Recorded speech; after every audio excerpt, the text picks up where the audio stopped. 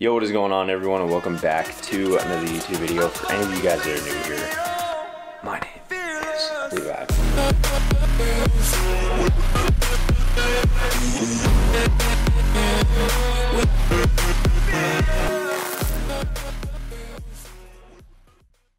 Alright, so today I'm going to be taking you guys through my active recovery day as a hybrid athlete.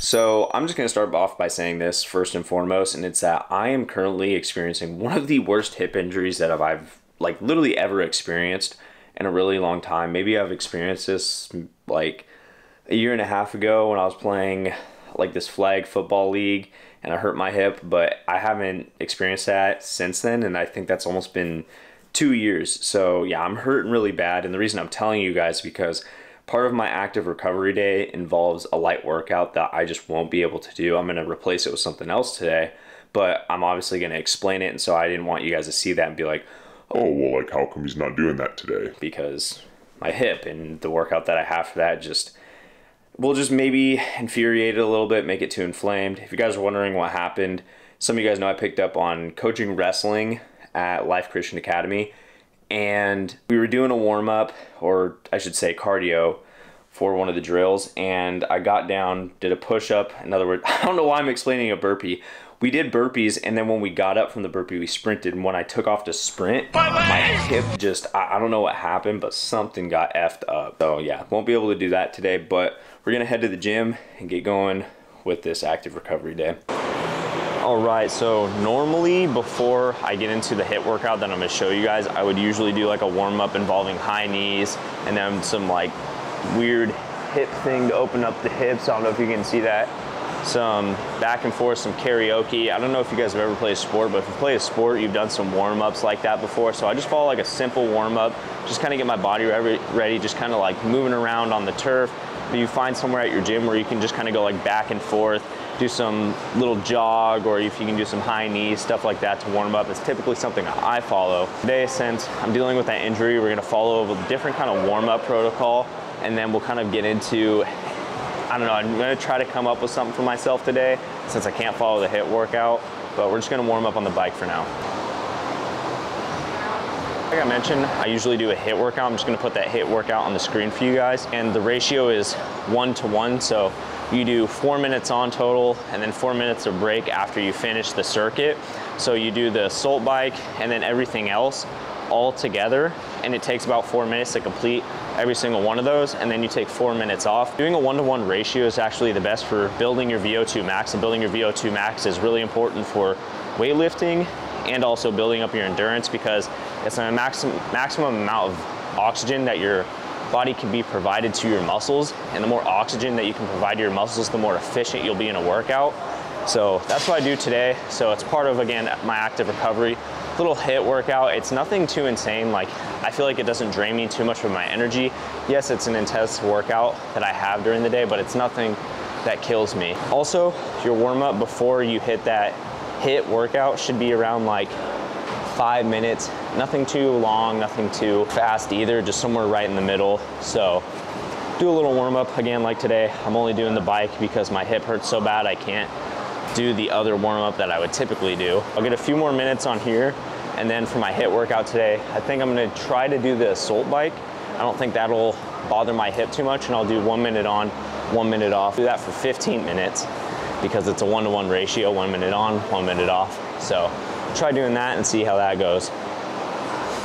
So like I mentioned, we're gonna do 1 minute on, 1 minute off. If you guys are wondering how I track any of the minutes during this, is I set up my Garmin for the amount of time that I have for the workout that I'm doing. So if you guys follow the HIIT workout, for example, you know, your watch should be subtracted 4 minutes from 15. So by the time you finish that first round of the workout, it should say 11 minutes. Then you take the 4 minute break, and then you know you're down to 7 minutes, and so on and so forth. It's that, but obviously for the HIIT workout, it's gonna be more than 15 minutes because you have about 5 rounds of that, I believe. So for this though, it's gonna be a little more intense, so that's why we're only doing 15 minutes.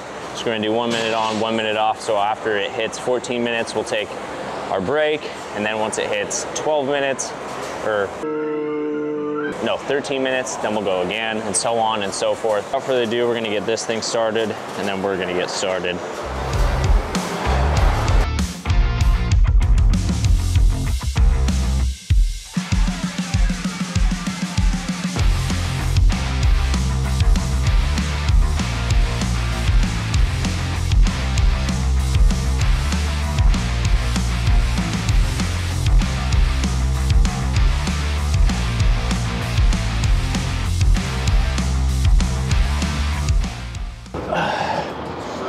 the next thing we got is rolling out. So I'm gonna show you guys my favorite rollouts, or just the rollouts that I do during my recovery day. I've also been rolling out every day after the gym as well. I gotta fix you guys, a little crooked. So I always start off with hamstring. Do the hamstring first, and I do each rollout for 30 seconds. After the hamstring, I'll move down to the calf. Each calf and each hamstring, by the way. Like I said, another 30 seconds. And then after this, I do my IT band. Now this is gonna hurt a lot of you. So I do the IT band for 30 seconds, each of them.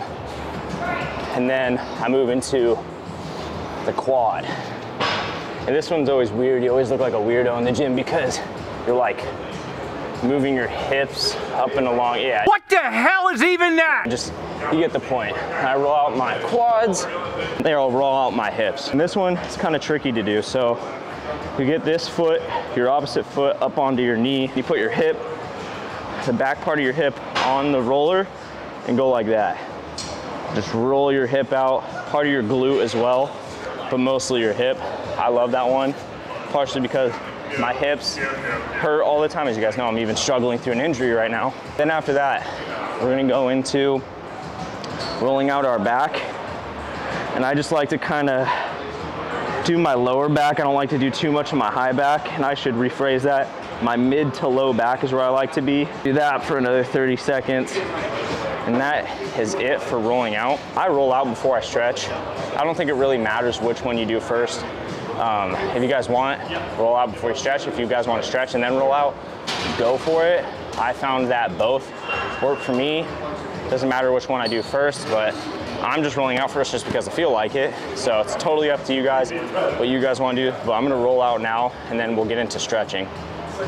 Now we're gonna get into stretching, and I have a bit of a message for you guys. And it is, I understand, you know, recovery work is not fun. You know, stretching is not fun. This stuff isn't necessarily the most fun, but it is necessary if you want to do the fun stuff, you know. Nothing great comes without a little bit of sacrifice, and sometimes you have to sacrifice your time towards recovery to be able to do the things that you want, you know, in the long run, you know. You have to suffer shortly just to gain that much more potentially, if that makes sense. So, you know, I get it. As a kid, you're able to, you know, go to soccer practice, football practice, and then hit the weights and, you know, wake up the next morning, feel like you won $1 million or just feel completely refreshed. And the thing is that's, you know, possible as a kid, but as you get older and whatnot, your body still holds on to all that tension and stuff that you put yourself through during those young years. And then when you try to continue that as you get older, your body will let you know. Like, your body will let you know, hey, look, all those years of, you know, you beating the living out of me, you know, it added up and now I'm hurt. So that's why recovery is so important. You know, I think that a lot of people neglect recovery and then they get injured and then they wonder why they're injured and now they're out for the, you know, remainder of the month, whatever it might be. And so you just have to really emphasize recovery. So funny, I actually got so far off on a tangent that I forgot to tell you guys the most important part of everything that we're about to do. So for my stretching routine, I follow this YouTube video, which I'm gonna link down in the description. It's a 15-minute video, but I do add a couple of stretches into it, and each stretch I hold for about 45 seconds. So the total time's around 20-ish minutes. So after you follow the video, you're gonna wanna do a quad stretch, each quad 45 seconds. And then you'll go to touch your toes for 45 seconds. And after that, you'll stretch each calf for 45 seconds. Against something, I like to put it up against a wall or some sort of surface where it's flat and I can get that nice deep stretch in my calf. So you're gonna add each one of those after the, you know, stretching routine that you follow, which is gonna be linked down below in the description. Just something that I do. And then after we stretch, we'll go off onto the next thing.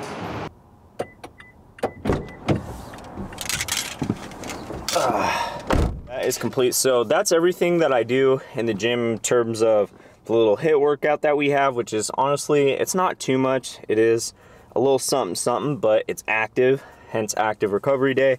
We got the stretching, and then we also have the rolling out. Again, doesn't really matter if you do the stretching or the rolling out first, whichever one you prefer. Now we're gonna go hit the sauna. There is insane benefits to hitting the sauna after a workout.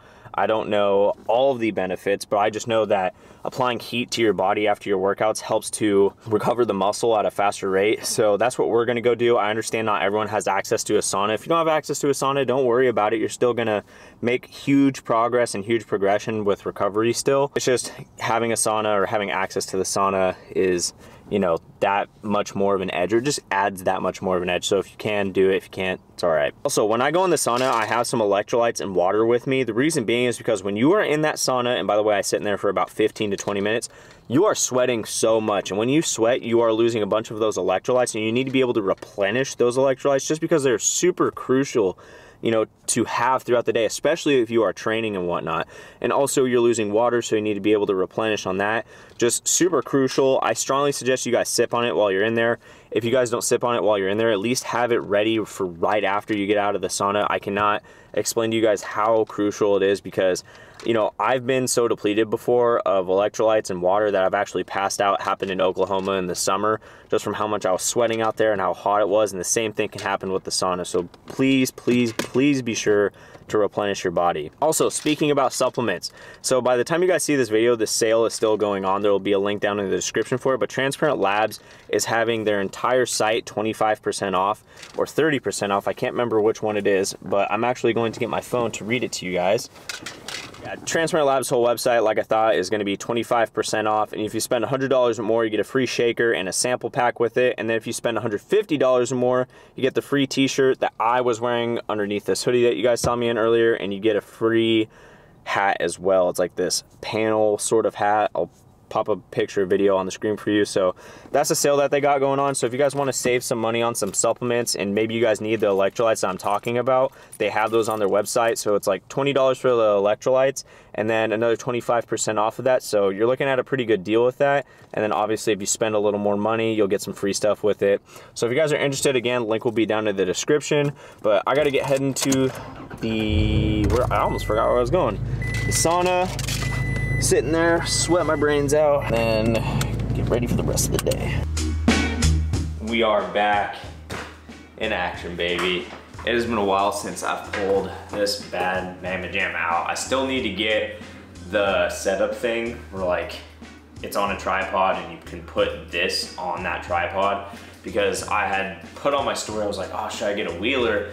And someone showed me on Instagram, by the way, I read all of your guys' messages, so never hesitate to reach out. And someone was like, dude, just get a stand for it. And I never, like, that never once crossed my mind. In every video I've ever brought this up, I'm like, oh, I need a rolling one. I could literally just get a stand. And I still need to do it. It's been over a month. I'm procrastinating on it, but bear with me. I took you guys through an active recovery day, and I wanted to let you guys know that just because this is one specific day of active recovery doesn't mean that I'm not practicing recovery throughout all the rest of the week. I think that you should be doing some sort of recovery every single day. And I understand that recovery is not fun. It's not the most exciting thing to do. I've said that in the gym before. But sometimes you have to do the hard thing that you don't want to do so that you can enjoy the thing that you want to do further along down the road. And that applies to so many aspects of life other than just lifting. For example, you go to work and you save money, which isn't necessarily the most fun thing to do, but you do that so you can take time off, you can take that vacation and enjoy it later on down the road. Sometimes you have to sacrifice your time in the now to enjoy something up ahead in the future. And that's just the way life goes sometimes. But anyway, I want to show you guys how I implement recovery into my every single day. So we have a Sunday through Saturday, and by the way, for those who don't know, the week actually starts on Sunday, but I think in our culture we've made it like, oh, Monday's like the beginning of the week, even though it's not. Sunday is the beginning of the week, which is really weird to think about that, and I didn't even know that until I was 18, so yeah, kind of felt stupid when I found that out. But anyway, so from Sunday through Saturday, I stretch and I roll out, just like I showed you guys in the gym. I do that every single day. After my workout, I always, you know, make it a priority. I always make sure I do it just because it is so crucial. As I've gotten older, I began to get injured more frequently, and I've realized it's because all the years that my body took a beating and never recovering from it or even taking the time to recover, it's starting to show now. And so I just make it a priority every single day. Plus, it'll just help you guys out there that haven't experienced any injury yet. So if you guys are, you know, young and you're watching this video, just begin this habit now. And then on Tuesday is the only day that's different, which I showed you guys, and that's when I implement the sauna, and then I also do the HIIT workout, which is like the active part of the recovery day. So that's it. I just wanted to show you guys that. And you know, stretching and rolling out takes me anywhere from 15-ish to 30 minutes. I would say it usually takes around 20 to 30 minutes more so. But that's it. I wanted to share that with you guys just so you guys had an idea that, or not an idea, but just so you guys knew, like, look, you know, I showed you guys an active recovery day. That doesn't mean that just, you know, one day during the week, you only focus on recovery and whatnot. You need to be focusing on that all throughout the week. So yeah, that's it. And that is going to do it for this video. I hope you guys liked this video. If you guys did, be sure to give it a like. If any of you guys are new here, do not forget to press that subscribe button because you guys know I will be back. And as always, die trying to do what you love because the sky is the limit, and I'll see you guys all in the next